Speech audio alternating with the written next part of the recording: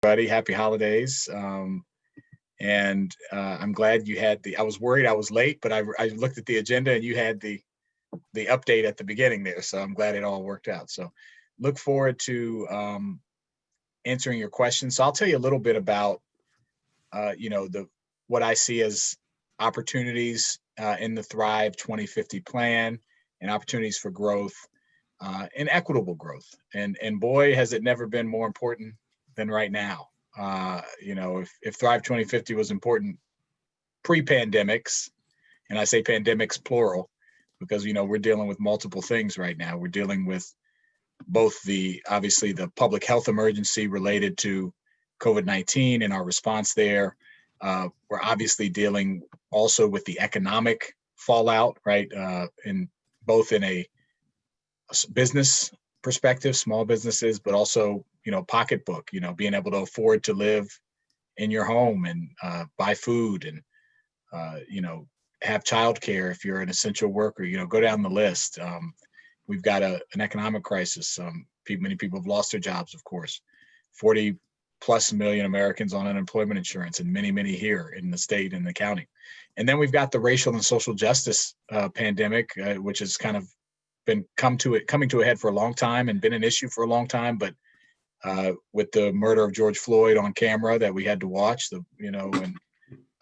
we are coming to terms with some of the deep inequities, not only in the criminal justice system and policing systems, but across the board, as we're seeing it bear out in who's exposed to COVID, who has the highest case rates, the Latino population, the highest death rate, the Black population, which is true here in the county as well. So we're grappling with all that, right? And then in the context of that, here we have a plan, Thrive 2050, which is aptly named. How do we build and plan and make sure infrastructure is available for everyone to thrive in our next iteration here in the county, and that's our responsibility. It's our opportunity. And I think this plan is going to play a significant role in helping us lay out that framework and guide the work of not only this council, but future councils and future decision makers here in the county. So it's an exciting time, an important time. And I'm really happy to be serving as an at-large member, which just means, as I think Jane mentioned, I represent all 1.1 plus million of our county residents.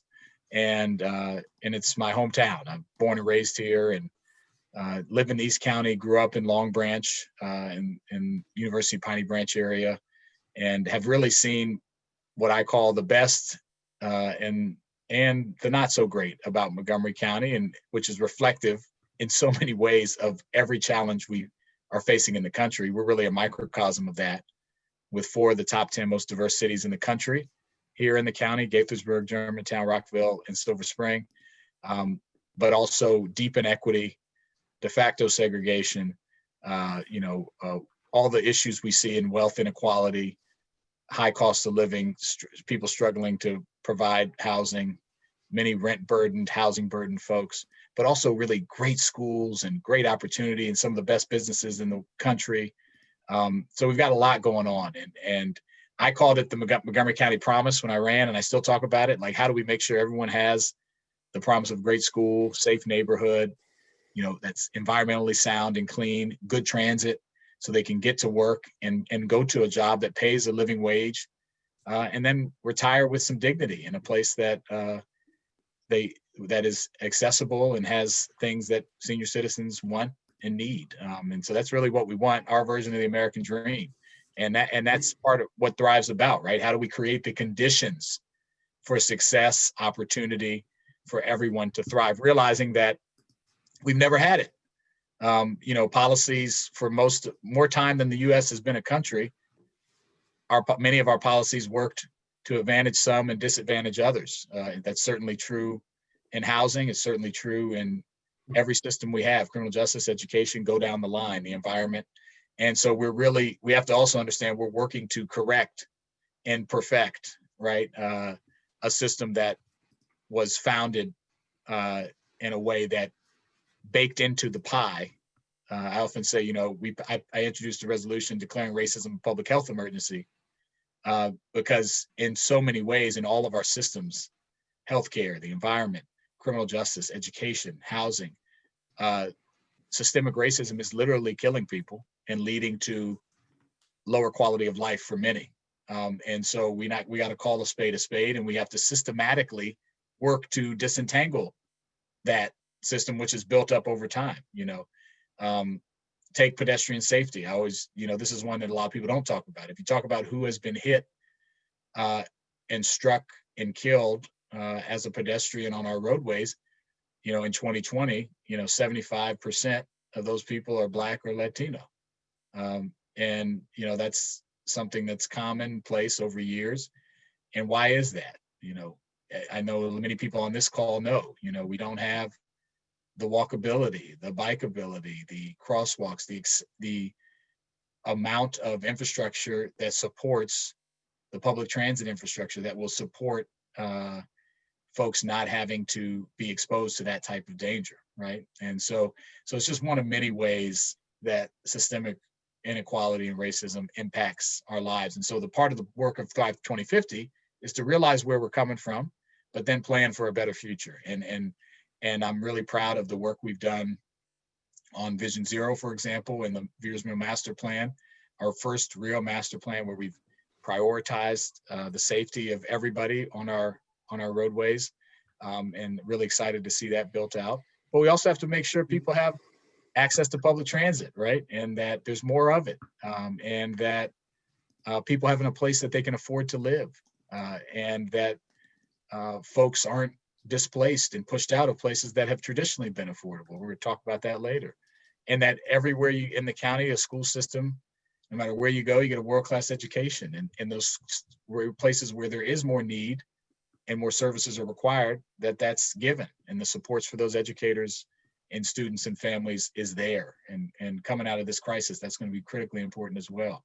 And so I see Thrive as a real opportunity to for us to, really show who we are and commit to these principles of expanded opportunity in housing and transportation and infrastructure and how we grow and where we grow in economic development, and do it in a way that's equitable. Obviously, the details are important, and we're going to have a discussion about that. And this is a framework, but I think many of the things that are being talked about in here are the right conversations to have, and reasonable people can disagree on how to get there. But I think it's important that we have these discussions, and as many people as possible are involved in the discussion and the debate. So yay, Denise, Long Branch, there you go. So I will, let me maybe, because I want to leave most of the time for questions. I'll just briefly talk about the proposals I introduced that are related to Thrive 2050 and the overall work I just discussed. And if I have the ability, I'll do this. Let's see. I think I do. Can you guys see that? I won't keep it up long, but I want to talk through this just briefly. So this is the More Housing for More People proposals that I introduced last week. It contains my first ever ZTA, which I'm very proud of, which is 2007, which is oddly the year I graduated law school. So I felt like that's a good omen. And then the anti-rent gouging bill, Bill 5220, both of which I can confirm that will have a public hearing. So speaking of signing up for public hearings, both of these proposals have a public hearing on February 11th at 7:30 p.m. now. That's been moved so they can be together. So Jane, just take note of that, February 11th at 7:30 p.m. So this is really about putting to rest what I get tired of hearing, this argument that we just need to do supply side more housing and that's going to solve all our problems, or we just need to do renter protections or rent control and that's going to protect everybody. And my view here is that we have to do both, and not either or. And we need more supply, and we need different types of housing and price points for people to help with making housing more affordable, more accessible, particularly in our transit corridors, which these both are related to as a kind of a jumping off point. And then we also need to have good renter protections so that where there are people who have developed communities over time, like Long Branch, for example, where I grew up, which was naturally occurring affordable housing.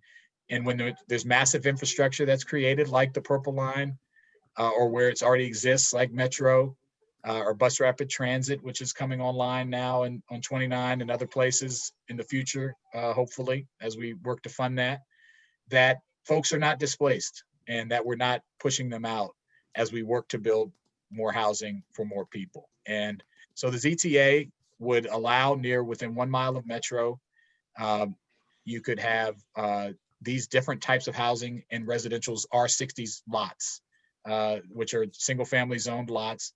And you could build within the existing form of a single family home. So 35 feet, 25-foot front setbacks, 20 foot in the back, 18 on the side. Within the existing kind of form and structure of the single family homes, you could assemble up to 4 single family homes, up to 25,000 square feet. And so you can get these different housing types: duplexes, townhomes, tris, quads, maybe a small apartment building, depending on how much land you assembled.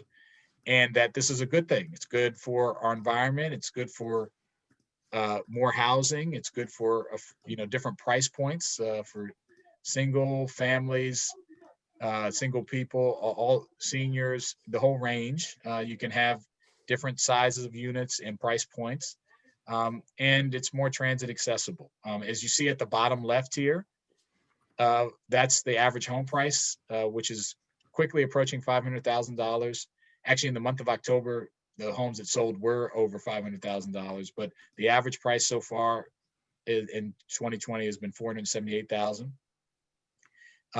And in the middle here is kind of like what both of these bills do together. On the right side, you have the rent gouging bill, which it shows you the how the prices have increased over time along Montgomery County is the green, Purple Line corridor is the purple, and red line is the red line.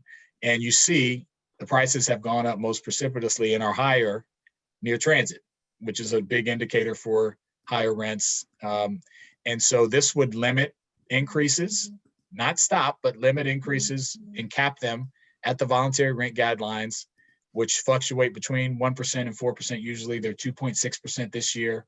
There's a calculation related to inflation that figures that out, that our Department of Housing and Community Affairs puts out every year. This would prevent those rents being raised above that guideline and within a mile of Metro, MARC, Purple Line, and half a mile of BRT. And there's exceptions for new construction for 5 years currently as it's drafted, so that the price can be set based on the market and can adjust over the next several years. And then it falls under the cap. And if you look at the bottom right, that's just showing you, I mentioned the affordability challenges. The red line is the red line and the purple line is the purple line. And the darker the blue, the more residents that you have that are, the higher number of residents that are rent burdened, which is defined by they pay more than 30% of their monthly income on housing. The deeper blue, the more people, right? And you notice that it's not a coincidence that in these transit corridors is where you see most of the rent burdened residents. So I think in the middle is what both of these do together: reduce push out and displacement, more affordable housing near transit, fewer cars on the road, greater employment accessibility for residents. And so I think those are the proposals. You can testify on February 11th, as I said. I really appreciate Jane and her group and this group for allowing me to come to talk about it. I think it's not a panacea. There's many other things we need to do. We need to produce more affordable housing, put more money in the HIF. We need to acquire and preserve properties on the government side. We need to have more money and funds for that. But I think these are really strong proposals that will help us move forward in a more equitable way for more people in our county. So I'll pause there and take any questions. All right. Well, thank you so much, Councilmember, for giving us that overview and sharing your thoughts generally on Thrive. Let's see. So for our first question, I'm going to send it to Mike English, who had sent me a question. And I'll ask if people feel comfortable sharing a little bit before you ask your question about your experience, since we're very focused on housing in this meeting with our topic today, a little bit about what your experience with housing in Montgomery County has been. And if you see that these are things that if the issues that we're talking about tonight are things that impact you, I think that that's worth bringing up in this dialogue. So I'll first send it over to Mike English. Ah, thank you, Jane, and thank you, Councilmember Jawando, for joining us to talk about your bills and your vision for Thrive. And before I forget, thank you very much for voting to end the housing moratorium. That was sort of my gateway drug into county zoning advocacy, and it still feels good to see that that's gone. So, a little off topic, but wanted to thank you for that. No, it's relevant. Thanks. Yeah, no, it all ties in. And yeah, so to speak, my background, I rented at the Blairs down the road from where I am now since 2012. I love downtown Silver Spring, never really wanted to leave it. And I'm a pretty fortunate guy, and even I was able to buy one of the few condos available downtown, but that was not easy. And I mean, as you're alluding to, it's not easy for a whole host of people, and there's not a lot there. So that's sort of the background that brought me to this topic. To get to the question, you outlined a lot of your vision for Thrive 2050 and sort of the promise of Montgomery County to fulfill it. What I know, we have sector plans that get more into the nitty gritty. We have your zoning text amendment and the bills that cover other ways, but specifically in Thrive 2050, what measures would you like to see in it to help carry out that promise of Montgomery County? Yeah, no, it's a great question. I think we did, just to say just 30 seconds about what you mentioned, we did take a big step in eliminating the housing moratorium. And one of the things I've been trying to get my colleagues to realize, and is that that's a significant step. On the supply side of things, which is important, right, to allow for more housing to be built. And that's definitely needed and will be helpful for us to meet our goals, both for who's here now and who's coming. And because Montgomery County is a great place. So that's a big deal. We did some other things I wasn't as supportive of, as far as the impact fees and taxes, but again, reasonable people can disagree. I voted for the entirety of the bill. I was able to get a something in there to incentivize 3-bedroom units in infill areas, in the more denser areas, which is something, to your point, of just, again, the availability of different types of housing, family housing, different price points, different unit. That's a challenge that we have that we're going to need to continue to try to be creative to address. I do think, the goal of having, this corridors approach and really focusing on placemaking, as someone who grew up in Long Branch and never really understood as a kid, like, in the mid 90s when City Place was being built, the mall in Silver Spring. And you can say what you want about malls or whatever, but, for me at the time, that was like, wow, it's a place I can hang out. But it was so close to my home geographically, because I took the bus a lot growing up, and I, take that ride-on bus right down Wayne Avenue. And I knew it was less than a couple miles, less than 2 miles from my house, but I was wondering why my community, like why my apartment was crappy and why I didn't have, necessarily amenities or recreation or things to do in my neighborhood, like, a world-class park or something that could have served to keep me and my friends busy. I was riding I think of Vision Zero. I almost got killed at the intersection of Piney Branch Road and New Hampshire Avenue. There's a huge hill there, and we used to ride our bikes down there. And if you didn't stop in time, you're gonna fly into the street. And so I just think I as I got older, I just was wondering, well, what does it take to have a sense of place and amenities in every community? And I think that's something that this plan has an opportunity and is trying to address, as far as, in every part of the county. Now I live in East County, and all my residents, I see Dan Wilhelm on here, and something we share a lot of in common on. I see him walking every day. We want more restaurants. We want more. We don't want to have to go to Rockville. We don't want to have to go to downtown Silver Spring, or God forbid, out of Montgomery County to Columbia. I know people do that. Close your ears.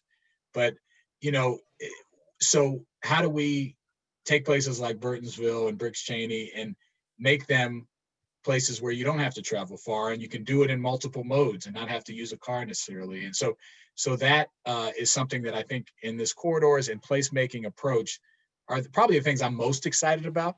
But then how do we also turn the page on some of these age-old debates of it's just one answer, right? And because we have 500 square miles and because we're very different in those 500 square miles, we're going to have different things for different communities. And we can't, try to fit around a square peg into a round hole and make everything the way we would like it to be if we were first developing it for the first time. And I think that's something that I think is we've always had to grapple with, and we, in a county as diverse as us, we're going to continue realizing it's not the same cookie cutter solution for every place. And I think that's something that I think Thrive has an opportunity. It can have goals and project a vision, but it can also be realistic in, what is happening and how we can, work within our construct to some extent. So those are some of the things I'm excited about. I think that's what you asked. I saw a controversial thing, but I think you said excited about. Yeah, Yes, thank you very much. That's what Mike asked, and Randy asked about what the most contentious parts of Thrive are.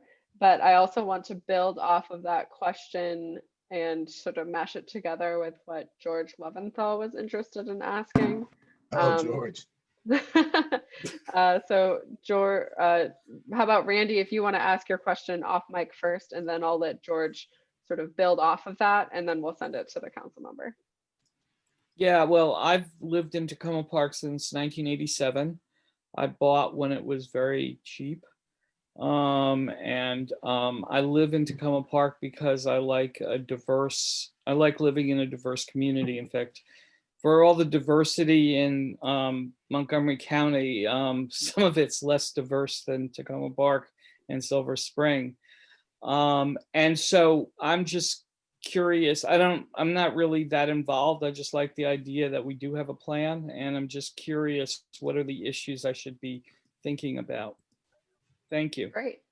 Thank you, Randy. And because I think that one of the issues, my part of the answer to this would be the zoning reform is going to be one of the most controversial points of that, the zoning reform that's required to turn these places, the currently existing places, to be more walkable, bikeable, and transit oriented. That's going to get a lot of pushback. So that's why I also wanted to pair this with the question that George had put.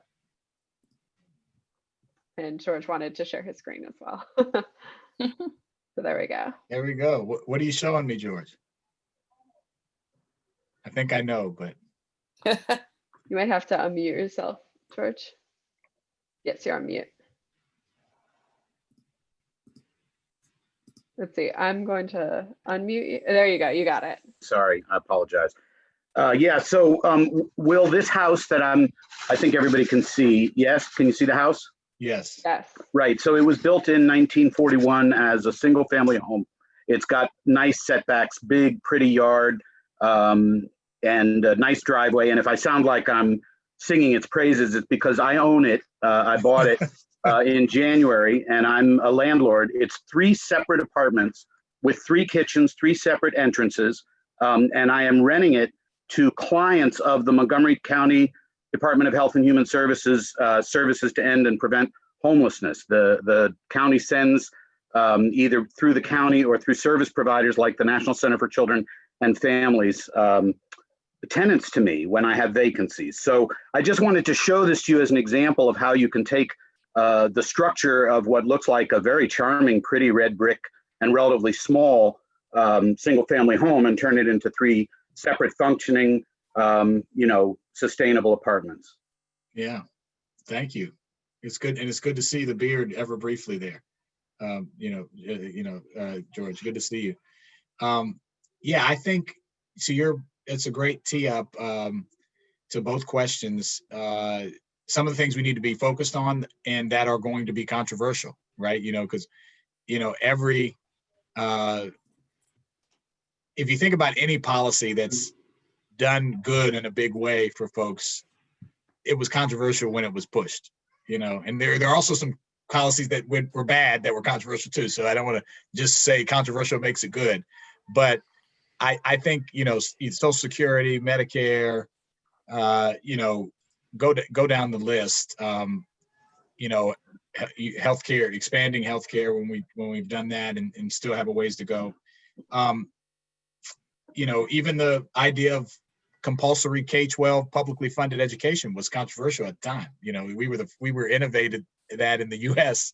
Used to be landowning white men. That was the only people that went to school, and we changed the world when we did that. Now everyone goes to school. Now the world's trying to lead us and say we need to do it for post-secondary education, and we're slowly trying to catch up to the rest of the world in that regard. But I think the zoning, you know, here's the thing. Zoning has been used historically to push people out and deny people opportunity, right? And the planning department does a great job talking about this. And it's happened in a lot of ways.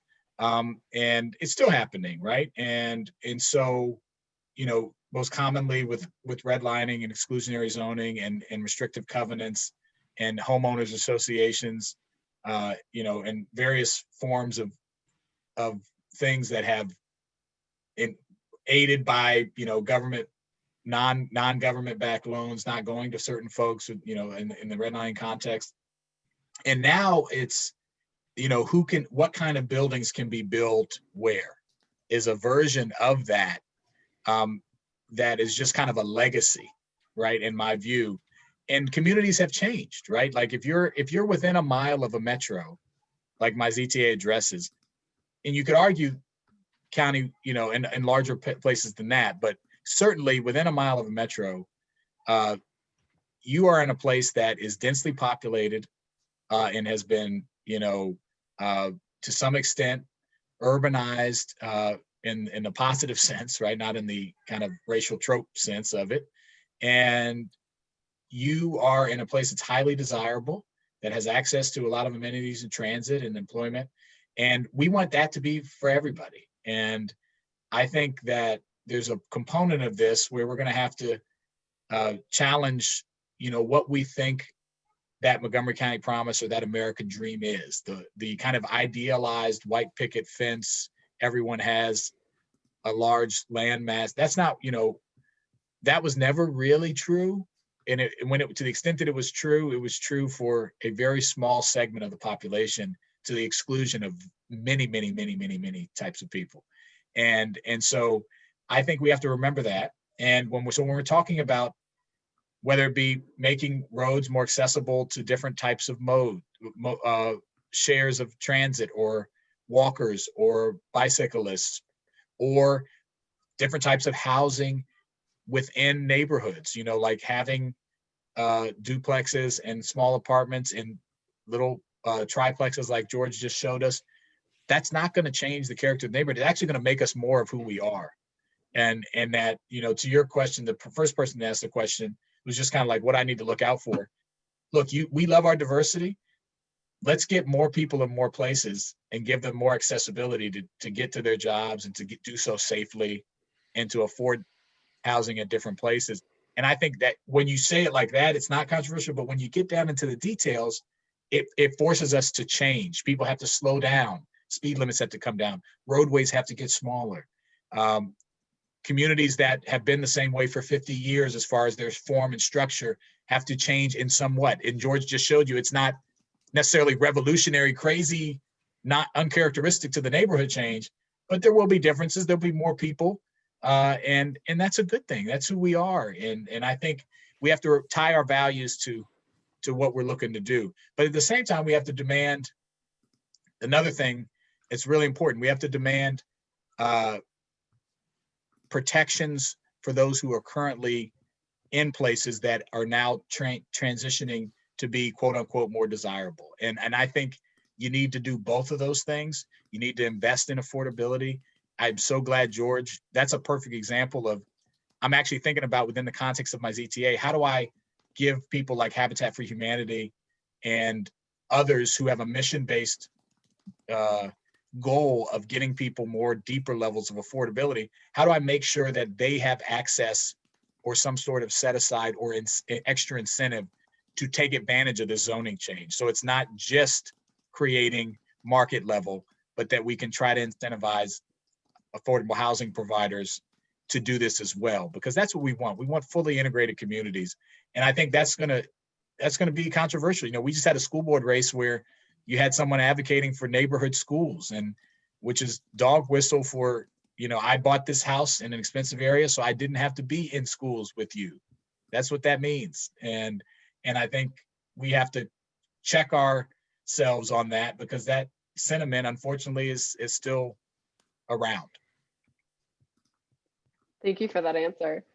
And there have been two questions that were very similar that were sent that I'll just go ahead and ask, because I think it flows on nicely with exactly what we were talking about, which is, and I think that most people who are on this call tonight feel very much in agreement with everything that you've been saying generally about zoning reform, especially. So the question that both Zach and Anna had is essentially, how do we get everybody else in the county on board? Right. What is the strategy for reaching out to the people who are going to be skeptical and worried about parking and school overcrowding and all of the typical, list of concerns that we hear from community members about this? What is the strategy for how to, and just put in the chat, property values, things like that. What is the strategy for sort of breaking down some of that misinformation and dispelling some of that fear? Yeah, it's a great question. So I think, and I was just reading another question. I guess you'll ask it, so I'll answer this question and wait for the next. Part of it is having really candid and open dialogue with people about these challenges that we're facing. And I think a lot of that has been going on for years already in the context of, different master plans and, obviously some of that's gone along in the Thrive process and will continue to go along as it makes its way from the planning board to us. Certainly we in the county council hear about it in various forms or fashion, about, kind of where we need to go. We had a version of this debate in the accessory dwelling units, legislation that I supported and that we worked through in the Fed committee. So I think part of it is being honest and frank. And I think, and giving, kind of the reason I think it was so important for me to put these out now is in a paired way, is because, we have to have a fuller conversation. I've been, frustrated with that. A lot of times we have these either or conversations, and it's not either or. And, and so I think if you look at one of the things I'm most happy about in these proposals is that you have unlikely, kind of bedfellows or coming together to say, now you might like one more than the other a little bit, but, you have the Action Committee for Transit and Sierra Club and the Renters Alliance and CASA and, hopefully this group and hopefully the Coalition for Smart Growth officially, right, Jane, coming out in support of both of these proposals. And I think that creates a different dialogue. And I think, frankly, it matters, that based on my track record and the work I've done over not only 2 years on the council, but prior, just as a member of the community, that I'm bringing it forward. Someone who I think it's hard to question my commitment to equity and expanded opportunity for all of our residents. I think that brings a different, kind of angle to it. And I'm hoping I can use whatever goodwill or bad will, depending on who you're talking to help move this conversation. I think mostly goodwill, move the conversation forward and talk about it in a slightly different, more complete, comprehensive way. And so I think that and I've already started that. I've been scheduling conference meetings with the various community and civic associations that are impacted, right? Because this is one thing I like too, is that it's a mile. Which communities, where it's going to happen or where the possibility of it is to happen on the zoning side, for example, and on the rent anti-rent gouging side, and trying to schedule conversations as we head into the new year to talk about that, to We put out a fact sheet. We're working with planning and with the development community on gaming out and scoping out some potential diagrams and what things could look like. And we'll have that public, we'll have that dialogue for the next 2 months and on, because that's just the public hearing. And then we'll have committee sessions. And so I think it'll align nicely. And the last thing I'll say about that is this is a different moment, where I started with 2020. God, I mean, look, where have we been? And if we can't be bold right now, this is to the timing question I think someone is asking, this is the time to do bold things. And we have to do that in a number of arenas. And I think this is one of them. Thanks for that answer. And also I think you were addressing Chris's question there about why to do this before Thrive and things like the Silver Spring Downtown Plan are complete. Yeah. So since, wow, time has flown, we have 7 minutes left. I'm gonna go a little bit through these questions. I'll answer quicker, sorry. Let's see. So I want to jump back to a question that Patrick had asked. Patrick, if you want to unmute yourself, feel free to very briefly share a little bit about your housing story in Montgomery County and ask your question. Hi, sure. So yeah, my name's Patrick. I've lived in Montgomery County for about 5 years. I'm transplanted to this area originally from New England. And I live in downtown Silver Spring in an apartment building, market rate rent. I think as far as like the increase go, it's been below the voluntary guideline every time, so it's relevant, but it's a lot. And I see where the desire for the gouging is coming from.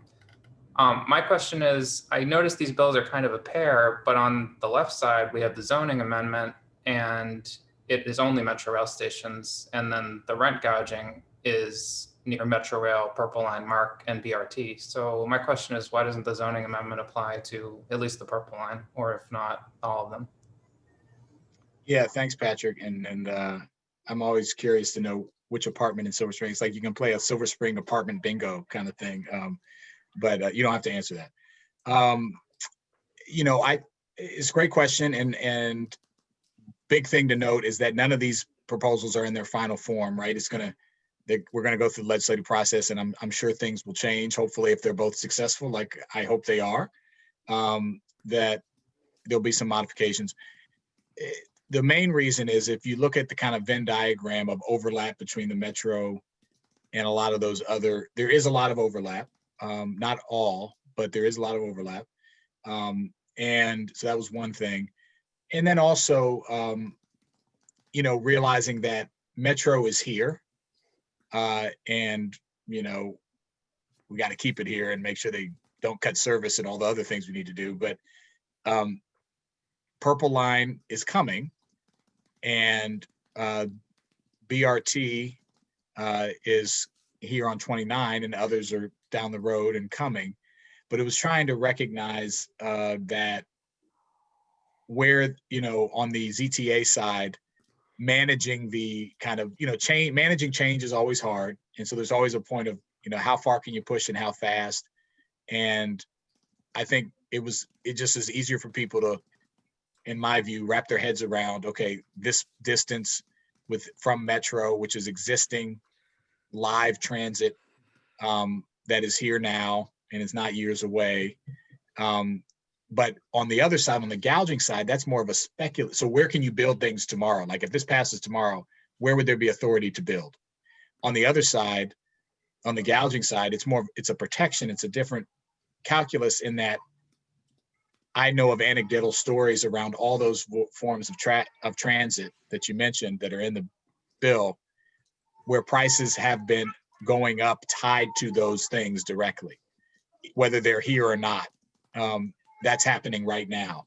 And so I think the protection is more in that sense from the potential speculation of some is an urgent thing to try to forestall that displacement. And on the other side, any progress we can make around transit to get more types of housing and loosen those restrictions in residential would be significant progress. And we can always come back to things as other transit is built out. So that was kind of my theory. Again, I'm not I think things may change, but that was the theory of the case of why I went that way. All right, and we now have 2 minutes left, so I'm going to ask one question. There were 2 questions in the chat that related about how this connects with environmental issues. Jeff Weisner mentioned the county action and resilience, or the county climate action and resilience plan, aka the CARP. And then Denise was also asking about connections with environmental messaging. So I'll send it to Denise to share a little bit about your housing story and ask that question off on the mic. And I'm happy to stay 5 extra minutes if we need to, but it's up to you guys. Great. Great. Thank you, Councilmember Jawando. So this is Denise Guitarra. I actually work for Audubon Naturalist Society, but I have done community engagement around Long Branch and currently live in Germantown, so all over the place, I would say, in Montgomery County. And my question is like, I've seen recently how the ZTA for the solar in the ag reserve has had a lot of pushback from a lot of groups. And part of the reason why was because, you know, the Thrive general plan wasn't actually fulfilled just yet when that ZTA was going through. So I was kind of thinking, if we want to pass these 2 very great bills that have a very clear connection to affordability around transit orientated places, with the fact that Thrive is still ongoing, it won't be done until probably later next year. How would you pitch these 2 bills to the environmental community? Great. Well, thank you, Denise. Nice to meet you. And I see Don and Tina Slater here. Good to see you guys. And we'll try to get to you, but you know how to get me if we can't. One of the reasons I was happy that Sierra Club is, when we had a press conference on this proposal, not testify, but I think they will testify, spoke, is that, these are both transit-oriented proposals in that we're incentivizing, density and more housing in transit corridors where there is less likelihood that people need to drive. We reduce the parking requirements. I know not enough for some, right? But we reduce the parking requirements, and it encourages and increases the likelihood that you remove cars from the road, right? And so I think that's one kind of just really core principle of transit-oriented development. And certainly the converse is true for folks that this would protect on the rent gouging bill from being able to stay in these neighborhoods that have access to jobs, increase the likelihood that they're going to are already using and continue to use public transit. We know that when you have to play the affordability game in the displacement arena, people typically, you mentioned Germantown, people typically go to places where there's less transit and to try to get, more affordability, and that's, or less safe walkability and by, in different modes of transportation. So I think in that way, it's not only equitable, but it also has good environmental goals. And so, I'm sure the Sierra Club and others can speak to why they think these are good ideas, but I think that's part of the pitch, is the kind of tried and true transit-oriented development, principles. Thank you, Councilmember Jawando.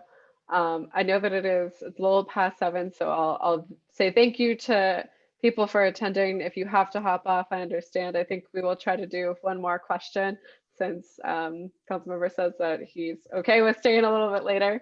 And I think these have all been really good questions, and hopefully you can tell that we're all very interested in these ideas and sort of figuring out what is the best way to message them and to sort of broaden the coalition. So I know that we're all very excited to be working together with you on that. So I will send it to Don and Tina Slater to ask their question. They've had their hand raised for a while, and I apologize for not looking at the raised hands. It's okay. Thanks, Jane. And Councilmember Jawando, I live near in Silver Spring near the Purple Line future station, Wayne and Dale. And there was a huge outcry, about the Purple Line coming down Wayne Avenue. But after that was settled, the next outcry was like, oh my God, we're going to have a station in our neighborhood. And people were flipping out. And there was a great protest from people I would say were NIMBYs. I was able to turn over a bunch of rocks and come up with 250 names of people in the neighborhood who were not speaking out, but who did want the Purple Line. And so I think that petition was helpful. So, I mean, we have to do our organizing, but is there any way to break through the NIMBYs, or is it just simply a matter of we have to pull more bodies together on our side? You know, it's a great question. I'm optimistic by nature, Tina, and you have to be to, I guess, be in politics, right? But I do think there are cracks in people that can be peeled off. You know, when you really dig down and talk to people about why, you know, and I think we all have this. We are averse to change as human beings. Yes. And I think it's really that, because unless you're just really, you know, you have really racist and I don't think most people are like this. Like, you just really don't want Black people and people of color and low income people in your neighborhood. And, you know, I don't think most people are coming from that place explicitly. I think most people are coming from a place of, you know, look, I bought this area and I thought I was getting this. And what you're telling me now I'm getting another thing. And I think we have to kind of understand that feeling, because I think a lot of people have that. And it's not a lot of people who otherwise are, you know, really progressive folks have that kind of knee-jerk reaction. And so I think we have to acknowledge it, but then try to speak to those people and make reasonable. I do think there's a danger. One thing I don't like about YIMBY versus NIMBY is, like, you try to sweep people into one category. And I think that does not help us get anything done. There's going to be some people that are going to stay in their camps, but I do think there is a group of folks, particularly in this community, where these proposals will impact, that if you talk to them in a serious way, that they might see, and you talk about, hey, look, this is what it looks like. And we show them George's picture, and we say, hey, think about other places in the world, in the country, where you can hop on a Purple Line and get somewhere really quick, and how that is a good thing for you and everybody. And so I do think there are ways to chip away at that. It's hard work because change is hard, but I think that's part of our work over the next, you know, 3, 6, 9, 12 months, and probably and longer than that. But I think it's worth the effort is the short answer. So I would love to see that list. And, you know, and I think we have one thing about these proposals is they give us a geographic map to kind of start building that coalition with people and try to grow those numbers. Thank you. And I'll also say, as a tag on to that, and mention a comment that Zach Weinstein had made about that he thinks a lot of the opposition is likely to come from wealthier homeowners, and also homeowners that tend to be whiter, and that often there's a good bit of people who aren't tapped into these planning decisions, who live in apartments or are not as wealthy homeowners, and people who are renters. So that's part of what we've been trying to do with Montgomery for All, is uplift those voices. A lot of people who have never heard of Thrive 2050 in their lives, they could never tell you what an MNCPPC is. And that there are so many people who would love to see places with more amenities and with better transit and with more housing affordability, and to transform these existing neighborhoods to be even better and to fill that promise of Montgomery County. But they're not connected, they're not plugged in the same way that a lot of homeowners tend to be. But that doesn't mean that they don't care about their community, and that doesn't mean that they don't want to stay here and be able to put down roots in this community at some point. So like I said, we look forward to collaborating with you, as well as with the rest of the council and with the Fed committee on Thrive and on zoning reform and a million other issues that are connected to this. Because like you said, nothing is a silver bullet. There's a million different things that we have to do. So thank you so much to everybody for attending tonight. Great turnout. We had over 40 people here. And thank you again to Councilmember Jawando. So to wrap up, what's next? The next steps for Thrive is that spring public hearing before the county council that I mentioned at the beginning of the meeting.